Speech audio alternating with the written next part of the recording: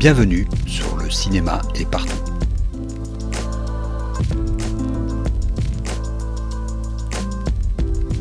Un podcast sur l'industrie du cinéma et ses évolutions.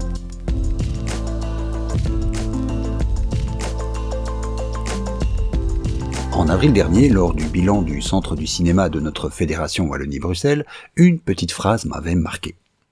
C'était au cours des séances de questions-réponses, exercice traditionnellement accaparé par la petite triplette de corps intermédiaires qui représentent les hautes sphères de la production audiovisuelle.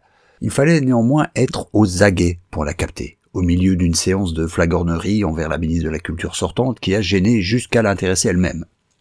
Car il faut le dire, pour nos grands hommes censés représenter les intérêts des travailleurs audiovisuels, tout va pour le mieux dans le meilleur des mondes. Ou, pour le dire dans leur jargon, les planètes se sont enfin alignées. Pour eux, aucun problème dans notre système de production. Que nos films et séries ne soient pas vus ne les inquiète pas. Que nous soyons sans cesse plus un pays de coproduction dépendant de voisins plus puissants, non plus. Pas plus que la situation inquiétante, économiquement et humainement, du secteur de la distribution. Non. Tout au plus voit-il un petit nuage poindre à l'horizon. Ou plutôt une énorme tarte à la crème. L'intelligence artificielle. Et donc, glissé au détour d'une phrase, ce défi. Les rachats et fusions de sociétés de production. Qu'est-ce que ça veut dire ? Moi-même, j'ai eu un peu de mal à savoir de quoi il s'agissait.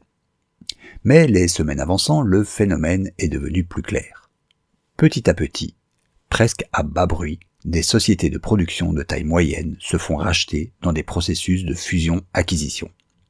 Le phénomène est déjà bien en cours en Flandre. Ainsi, de Mensen, Les Gens, dans lequel le groupe Newen, appartenant à TF1, a pris des parts majoritaires, ou Warner, qui a racheté le studio flamand et hollandais iWorks, il y a déjà plus de 10 ans maintenant. Studios qui produisent une grande partie des contenus de nos télévisions nationales, des séries 1985 et trentenaires d'Ertigers, aux émissions à grand budget comme Het Verhaal van Vlaanderen.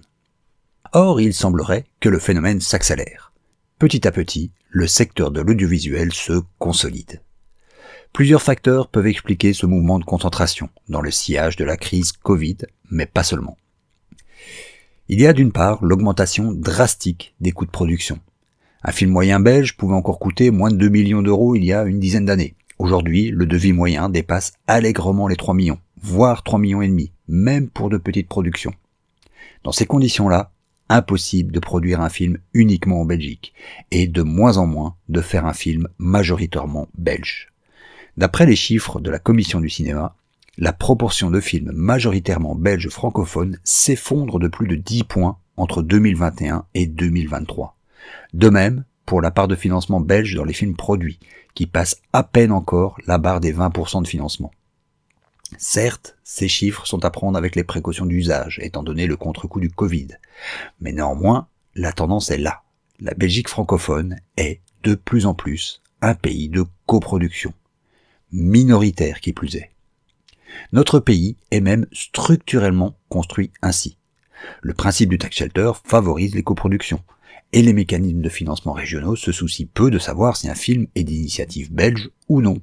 Leur souci est de faire travailler des prestataires de services belges. C'est leur fonction, et c'est probablement très bien ainsi. Autre facteur, la modification drastique du paysage audiovisuel. Ce n'est un secret pour personne. Les grandes plateformes ont inondé le marché de la production de leur cash. Or, si elles se sont dans le même mouvement mondialisé, leur mode de production exige des sociétés d'une toute autre dimension que celle que nous avons sur notre territoire. De fait, mis à part Into the Night, bien peu de séries sont commanditées directement à un producteur belge. En soi, le problème n'est pas déterminant, mais l'irruption des plateformes a bien entendu créé des effets de bord. En dehors du marché national du diffuseur initial, le marché des séries s'est fortement tendu ces dernières années. Pour avoir une chance d'exister en dehors de ce marché national, il faut là aussi développer des productions nettement plus ambitieuses, nécessairement portées par des sociétés de production financièrement solides, ou en passer, une fois encore, par la coproduction. Enfin, dernier facteur, directement en corrélation avec le précédent, une frilosité accrue des bailleurs de fonds traditionnels. Même si l'uniformisation et la fuite des talents auxquels conduisent les deux précédents facteurs essayent d'être contrebalancés par les désormais sempiternels et bien peu d'efficaces appels à projets, ceux-ci produisent, à de très rares exceptions près, l'effet inverse de celui escompté. Peu financés, créant un effet d'aubaine dont ne ressortent finalement que les mêmes profils d'étudiants de hautes écoles intellectualisés aux mêmes références, ils approfondissent en fait l'écart entre petites et grosses productions et transforment petit à petit un plafond de verre en structure bétonnée. Et donc, ne reste qu'aux tout petits et moyens producteurs que deux solutions. Mourir de leur belle mort, parfois à petit feu, ou s'allier à plus grand qu'eux. C'est ainsi que l'on voit les petites boîtes de prod partager ou carrément céder leur propriété intellectuelle pour espérer voir leur projet être produit, avant sans doute de se faire absorber. Puis cette plus grosse structure sera elle aussi acquise par une autre, soucieuse d'améliorer son assise internationale. Et, soyons clairs, de jouer sur la plus large palette possible d'aide à la production. Que reste-t-il alors aux petits producteurs, qui chercheraient à rester indépendants? Des miettes.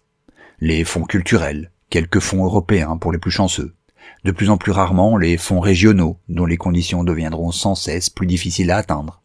Bref, un écart sans cesse grandissant entre le bas et le haut de l'échelle. Quelles sont les conséquences d'une telle concentration? Pour y répondre, tournons-nous, une fois encore, vers le monde de la musique. On le sait maintenant, ce qui se passe dans le secteur musical arrivera une dizaine d'années plus tard dans le cinéma. Ça a été le cas pour le boom du CD, pour l'explosion du piratage sur Internet, de la crise liée à l'arrivée du streaming. Depuis le début des années 2000, le secteur musical a connu une vague de fusion-acquisition assez impressionnante, si bien qu'aujourd'hui, presque plus aucun petit label indépendant n'existe par lui-même. Oh bien sûr, il reste quelques Iroquois de ci, de là, des artisans du disque, comme il existe des artisans du livre. Mais dans le circuit commercial, il ne reste quasiment qu'un seul indépendant, qui n'est lui aussi resté que grâce à des acquisitions. Le résultat, il se fait surtout sortir au bas de l'échelle, chez le petit artiste. Un article de Slate décrivait ainsi le quotidien des artistes actuels, livrés à eux-mêmes, faute de structure pour les encadrer en début de carrière. De même, il y a un an, le magazine belge Larsen décrivait la fin de la classe moyenne de la musique, entre concurrence acharnée pour un peu de visibilité et frilosité des salles de concert, elles aussi mises sous pression. En clair, fini la structure à l'ancienne, où le label faisait le boulot de recherche et développement. Tous auto-entrepreneurs, tous sur les mêmes starting blocks, mais pas avec les mêmes moyens. Et n'émergent que ceux qui ont l'heure de plaire au réseau divers, les Angèle, les Pierre Demar, tous deux enfants du buzz.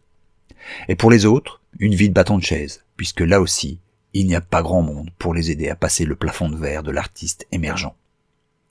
C'est ce destin-là qui attend sans doute le monde de la production audiovisuelle, la fin de la recherche-développement et une dichotomisation en deux classes de créateurs, les gigastars internationales et les autres, obligés de se tourner vers YouTube, autre jungle encore plus impitoyable, mais qui offre encore l'illusion de pouvoir chercher sa voie. Ou auprès de producteurs militants, qui s'épuiseront quelques années à la tâche avant de passer la main à d'autres, s'ils existeront encore d'ici là.